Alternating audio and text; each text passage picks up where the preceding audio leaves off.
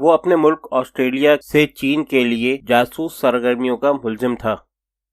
1983 میں انتھونی گرے نے جب جاسوس وزیر اعظم نامی ایک کتاب لکھی تو وزیر اعظم ہالٹ کو مجرم ثابت کرنے کی کوشش سے شور و غل تو اٹھا، لیکن جلد ہی یہ ختم بھی ہو گیا۔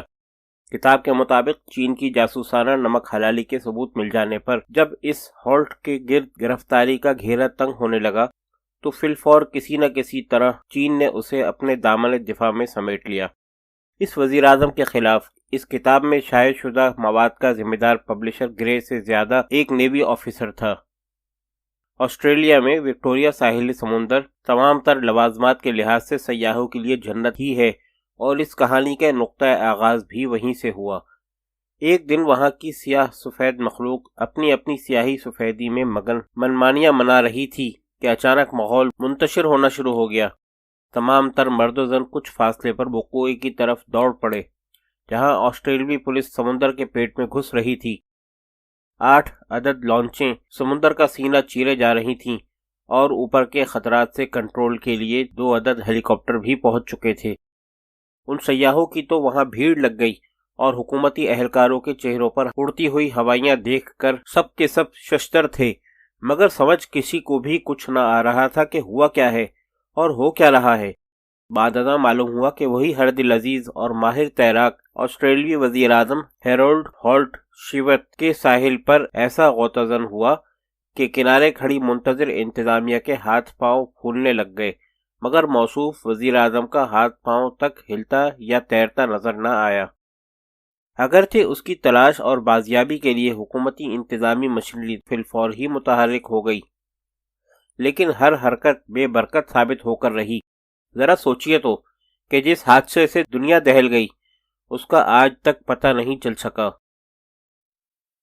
ہیرولڈ ہالٹ کا جنم 1908 میں سڈنی کے ایک مالدار اور کاروباری خاندان میں ہوا۔ اس نے میلبورن تک کالج اور یونیورسٹی میں اپنی تعلیم مکمل کی۔ شروع دن سے اس کے ذہن میں کمیونزم سما گئی تھی، اور دوران تعلیم وہ چینی سربراہان سے فلسفہ کمیونزم پر خط و کتابت بھی کیا کرتا تھا۔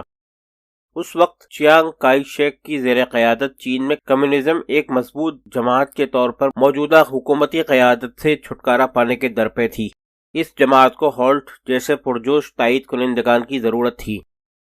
چنانچہ انہوں نے ہالٹ کو اس کے مضامین کے عوض $50 فی ہفتہ کی ادائیگی بھی شروع کر دی، اور ہالٹ بھی جی جان سے بحیثیت چینی ایجنٹ اپنے کام میں جٹ گیا۔ اس وقت اس کے ان تحریری مضامین کا کوئی توڑ نہ تھا۔ کسی کے خواب و خیال میں بھی نہ تھا کہ ایک دن بطور وزیر اعظم بھی اس کا کوئی جوڑ نہ ہوگا۔ سیاست کے بہاؤ میں بہتے بہتے 1935 تک ہالٹ UAP کے ٹکٹ پر ممبر پارلیمنٹ منتخب ہو گیا۔ اس کے ساتھ ہی چین نے بھی اس کی مالیاتی آشرواد میں اضافہ کر دیا، بلکہ اپنے اس ہونہار اور جوان قانون پاس ورکر کو اگلے ہی سال 1936 میں بیجنگ کا دورہ بھی کرایا۔ اسی دورے کے دوران اسے جاسوسی کی تربیت بھی دی گئی۔ مستقبل بعید کی بلیک میلنگ کے لیے اس کی تصویریں بھی اتروائی گئیں، اور انہی مقاصد کی تکمیل کے لیے اسے وہاں سے سیدھا لندن کمیونسٹ آفس میں بھیجا گیا۔ 1938 میں رابرٹ مینزی آسٹریلین وزیر اعظم بنا تو ہالٹ بھی اپنی عوامی پذیرائی پر اس کابینہ کا 8واں بااختیار عہدیدار کہلایا۔ وہاں سے وہ اپنے حکومتی راز لندن آفس بھیجتا، جو آگے دیگر چینی ایجنٹ وصول کر لیتے تھے۔ 1952 میں موضوع تنقید تیغ و تفنگ کی حامل تگودو نے ابھی سکھ کا سانس لیا ہی تھا کہ امریکہ نے چین سے کوئی گٹھ جوڑ کرنا چاہا، اور ساتھ ہی بصورت دیگر صرف 36 گھنٹوں کے اندر اندر صدیوں پیچھے پتھر کے زمانے میں پہنچا دینے کی دھمکی بھی دے دی۔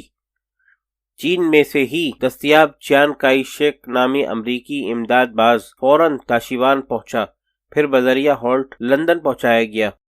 جہاں سے جوں ہی چند چینی راز اس کے ہاتھ لگے تو چین کے ہاتھ پاؤں پھولنے لگے۔ پھر وہ ایک طرف سے تو امریکہ سے گپ شپ کے لیے تیار ہو گیا، اور دوسری طرف اپنے آپ کو طاقتور ترین بنانے کی ٹھان لی، تاکہ پھر کبھی امریکہ کے آگے بھیگی بلی نہ بننا پڑے۔ 1952-55 کے دورانیے میں ہالٹ چین سے $30,000 آسٹریلین ڈالرز وصول کر رہا تھا، لیکن پھر بھی شاکی تھا کہ کام کٹھن اور معاوضہ کم تھا، لہذا اس نے معاوضے کی بڑھوتری کے بجائے وہ دھندا ہی ٹھپ کر دیا اور چین کے خلاف کبھی زبان بھی نہ ہلائی۔ اگرچہ چین کے پاس اسے بے چین رکھنے کے بہانے تو تھے، مگر چیئرمین ماؤ نے اسے دوبارہ بطور ہینی ایجنٹ اپنی آشروادگی پر آمادہ کر لیا۔ 1966 تک وقت کی وقت کے ناپ تول میں بڑا فرق پیدا ہو چکا تھا، یعنی اسی ہالٹ نے ایک ہردل عزیز آسٹریلوی وزیر اعظم کہلاتے ہوئے اس دھندے کو ایک بار پھر سے دھتکار دیا۔ ممکن ہے کہ اس کے ضمیر نے لعنت ملامت کی ہو، اکتاہٹ ہو گئی ہو، حزب اختلاف کی زبان ہلنے لگی ہو، یا پھر آسٹریلین سیکورٹی انٹیلیجنس ایجنسی سے خطرات کی بو محسوس ہونے لگ گئی ہو۔ اسی سال اس نے انگلینڈ اور امریکہ کا دورہ بھی کیا، اور وہ سان فرانسسکو پہنچ کر پورے 2 دن غائب رہا، اگرچہ وہ 2 دن اس نے اپنے ذاتی اور ضروری کاموں کے کھاتے میں ڈال دیے تھے، مگر گرے نے اپنی کتاب میں لکھا کہ وہ وہاں 2 دن اعلیٰ چینی سفارتی قیادت کی یہاں مقیم رہا اور ان سے ہدایات لیتا رہا کہ اگر ASIO اس کی گرفتاری کے لیے حرکت میں آ جاتی ہے تو پھر کیا کرنا ہوگا اور اس کی جائے پناہ کہاں ہوگی۔ اعلیٰ چینی سفارتی قیادت نے اسے مشورہ دیا کہ اول تو وہ اپنے خلاف خطرات کی تصدیق کرے، اور اگر واقعی اس کی گرفتاری روبہ عمل ہونے والی ہوئی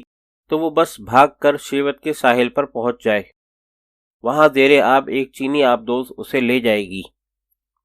1967 کے اوائل میں ہی ہالٹ واپس آسٹریلیا پہنچا اور تمام تر چینی رابطے منقطع کرتے ہوئے اور اپنے تمام کام نپٹاتے ہوئے اس ٹوہ میں لگ گیا کہ ASIO اس کے خلاف کب اور کون سا قدم اٹھانے والی ہے۔